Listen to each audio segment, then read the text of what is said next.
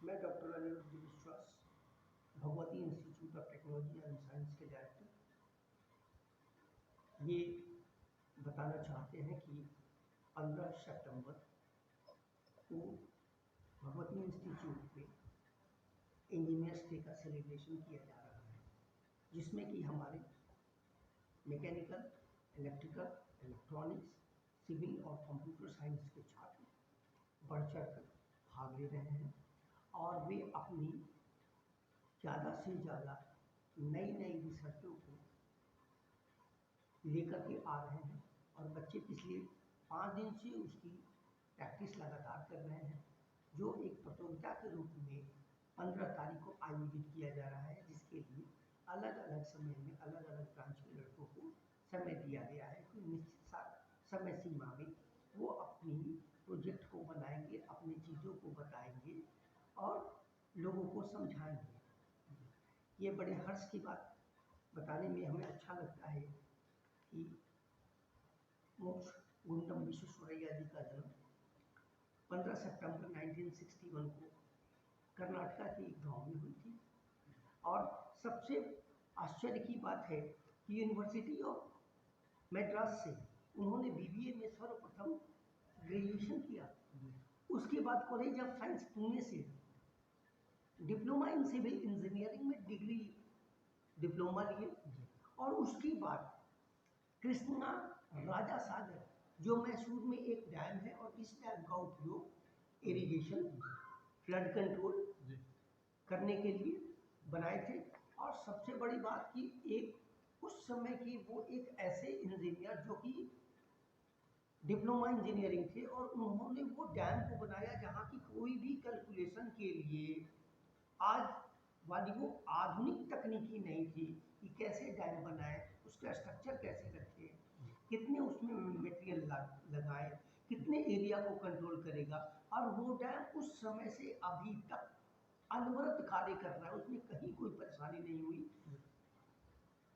इसी कारण मैं इसमें थोड़ा सा डॉक्टर अनिरुद्ध आपसे जानना चाहूँगा, आपने जैसे अभी मोक्षगुंडम विश्वेश्वरैया जी के बारे में बताया, भारत रत्न विश्वेश्वरैया जी, जिनका नाम न सिर्फ भारत बल्कि पूरे विश्व में उनके आर्किटेक्चर और उनके इंजीनियरिंग की वजह से आज भी बड़े आदर के साथ लिया जाता है। यहाँ गाज़ियाबाद में आप कितने समय से कार्यरत हैं इंजीनियरिंग कॉलेज के संचालन में? गाज़ियाबाद में सर मैं पिछले 17 साल से। अच्छा। 2005 से मैं गाज़ियाबाद में हूँ। वैसे टीचिंग प्रोफेशन में मेरे को टोटल 22 साल हो गए। अच्छा। 22 और 27 साल हो गए, सॉरी जी। 22 और 5 27, जिसमें 22 साल तो मैं उत्तर प्रदेश में ही रहा और 5 साल में थोड़ा दूसरे प्रदेश में रहा। यहाँ अभी पढ़ने वाले बच्चों की लगभग संख्या कितनी होगी? यहाँ पर हमारे यहाँ जो टोटल कोर्सों में लड़कों की संख्या है वो ये 1000 प्लस है। अच्छा, 1000 प्लस है, ग्रेट। मैं पिछले कई वर्षों से यहाँ आता रहा हूँ और अलग अलग विषयों पर हमारी समीक्षाएं भी होती रही टाइम टू टाइम, और मेरा मानना है कि समीक्षा का होते रहना ज़रूरी है ताकि अपने आप को रिफाइन करने का, इम्प्रूव करने का मौका मिलता रहे।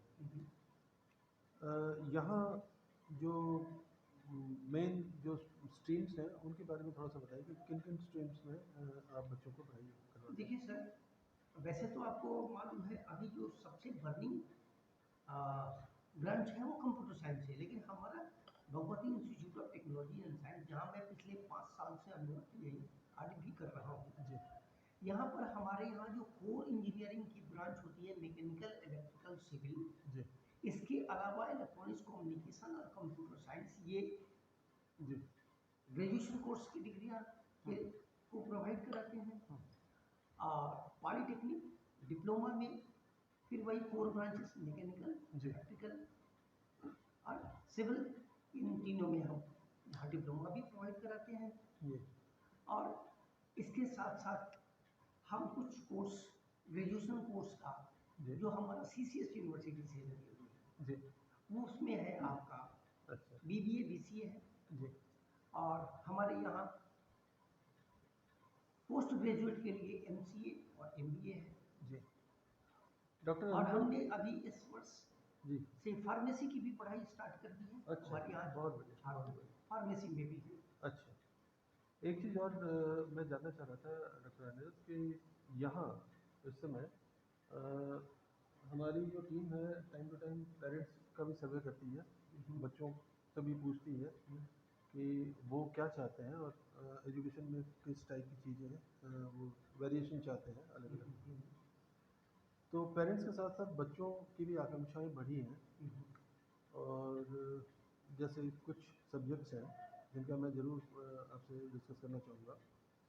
एक तो एरोनॉटिकल इंजीनियरिंग है, दूसरा है ओशनोलॉजी। ऐसे कुछ विषय हैं जिनकी डिमांड तो है लेकिन जिनको कोई कॉलेज नहीं पढ़ाता क्योंकि रिस्क फैक्टर इन्वॉल्व है। कॉलेजेस को ये लगता है कि साहब पता नहीं स्टूडेंट्स मिले या ना मिले, लेकिन यहाँ के बच्चे जिनको ये पढ़ाई करनी होती है वो बाहर चले जाते हैं। तो ये एक बहुत बड़ा वो है, हम अपने शहर के बच्चों को अपने शहर में ही जो सारी चीज़ें हैं अगर हम प्रोवाइड करें तो बाहर जाने वाले जो बच्चे हैं उनको हम रोक सकते हैं। इस बारे में क्या राय है आपकी? देखिए, जब एरोनॉटिक्स की बात करते हैं सर, जी तो एरोनॉटिक्स की 3 अलग अलग ब्रांचेस हैं। जी एक ब्रांचेज हो जाती है जिसमें फ्लाइट के लिए, जी और एक होता है उनका वो पूरा है ना हाउस कीपिंग, मतलब जी अटेंडेंट जो होते जी हैं वो, जी और एक तीसरा होता है जो हमारे एयरपोर्ट को पूरे कंट्रोल करने के जी लिए। क्रू क्रू हाँ हाँ हाँ, तो ये 3 डिफरेंट सेगमेंट है। अच्छा, अभी क्या है, इन दिनों में चूंकि बहुत ज़्यादा टेक्नोलॉजी की एडवांसमेंट हुई है, जी तो लोगों की जागरूकता बढ़ गई है ना, पीपल वांट कि वो मैंने एयरवेज का भी यूज़ करने जी में हिचकते नहीं हैं। जी तो अब थोड़ी सी स्कोप उनकी बढ़ रही है। जी और इसमें क्या है कि जहाँ तक मैं अभी तक देख रहा हूँ और मेरी जो सोच है, जी जब हम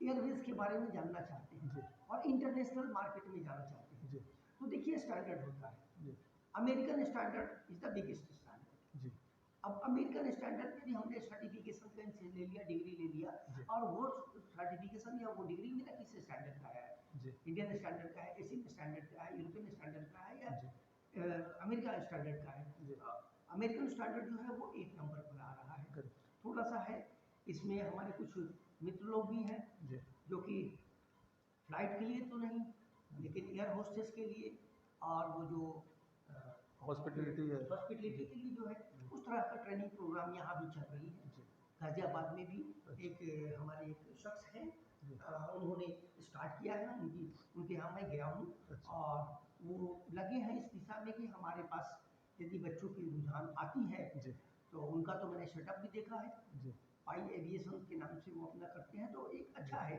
जी और उधर भी फील्ड बनेगा। जी क्योंकि इन इन चीज़ों में स्कोप बहुत ज़्यादा है और यहाँ अभी कोई ऐसा कॉलेज है नहीं। हम्म, और आज की तारीख में दुनिया इतनी मतलब हो चुकी है, एडवांस हो चुकी है एजुकेशन के मामले में कि अगर आपके पास वैरायटी है पूरी तो आपके पास स्टूडेंट्स की कमी नहीं होती है, आपके पास डिशेस होना चाहिए सर्व करने के लिए। हम्म। अच्छा, मैं ये जानना चाहूँगा कि यहाँ प्लेसमेंट की क्या संभावनाएं हैं, किस टाइप की सर, मैं प्लेसमेंट? एक बात आपको कहता हूँ, हमारे यहाँ पहले तो 100% प्लेसमेंट है। अच्छा 100% प्लेसमेंट कैसे है, ये मैं कहता हूँ क्योंकि एक चीज़ होती है कि हम बच्चों को ओरिएंटेड कर देते हैं कि आप किस स्पेशलाइजेशन में जाना चाह रहे हो। करेक्ट मतलब कंप्यूटर इंजीनियरिंग का मतलब कंप्यूटर इंजीनियरिंग नहीं, as a whole computer engineering, लेकिन कौन से लैंग्वेज में तुम ग्रिपिंग लेकर के कहाँ तुम्हारा करियर है, इस पर हम फोकस करते हैं जी फर्स्ट ईयर से। जी और फर्स्ट ईयर से फोकस करने के बाद हमारा ये अप्रोच रहता है कि जो सेमेस्टर में पढ़ रहे हैं उसमें 4 या 5 सब्जेक्ट, 6 सब्जेक्ट जो है वो तो सर्टिफिकेशन देगा, जी बीटेक की डिग्री प्रोवाइड जी कराएगी, जो जी कि हमारा एक एटीट्यूड देगा। जी लेकिन एज ए कॉलेज जी हम क्या करते हैं, बच्चों की पहले ही चॉइस लेकर के उनके हर सेमेस्टर में कुछ ना कुछ एक्स्ट्रा दे कोर्सेज हम प्रोवाइड कराते हैं, और उनको हम पहले 2 सेमेस्टर में ये सेटिंग देना चाहते हैं कि भाई अपने आप को फिक्स कर लीजिए कि आपको किस एरिया में जाना है। जी जब वो फिक्स कर लेते हैं और 2 साल सेकंड ईयर और थर्ड ईयर जब मैं उनके साथ काम करता हूँ, तो फाइनल ईयर आते-आते वो लड़का इतना बूस्टअप हो जाता है कि उसको समझ में आती है कि हाँ, मेरा लाइफ इस डायरेक्शन में है। करेक्ट। जब कंपनियाँ आती है तो उसको जॉब मिलेगा जॉब ही, में फिर तो हमें तो कोई टेंशन नहीं। जी मुझे तो केवल मार्गदर्शन करना है, जी नॉट ओनली जी सीएस। इलेक्ट्रिकल हो, इलेक्ट्रॉनिक्स हो, मैकेनिकल हो, सिविल इंजीनियरिंग हो, जी एमबीए हो, बीबीए हो, बीसीए हो, जी हम स्टार्टिंग के फर्स्ट ईयर में पहले उनको जी वर्कशॉप कर लेते हैं, जी सेकेंड ईयर से उनको डायरेक्शन देते हैं, जी थर्ड ईयर में मैं उनको एक्सेलरेट करता हूँ और फाइनल ईयर में मुझे एफर्ट नहीं करना है, अपने एफर्ट से वो खुद जॉब ले लेते एक्चुअली बच्चों का जो कॉन्फिडेंस लेवल है वो ट्रेनिंग के थ्रू इतना अच्छा हो जाता है कॉलेज की अगर प्रॉपर ट्रेनिंग होती है तो कि वो फिर हेजिटेट नहीं करते, चाहे वो उनके आगे एम्प्लॉयर्स की कितनी भी बड़ी टीम हो और कितना ही बड़ा कैंपस इंटरव्यू हो रहा हो, वो दे नेवर हेजिटेट्स।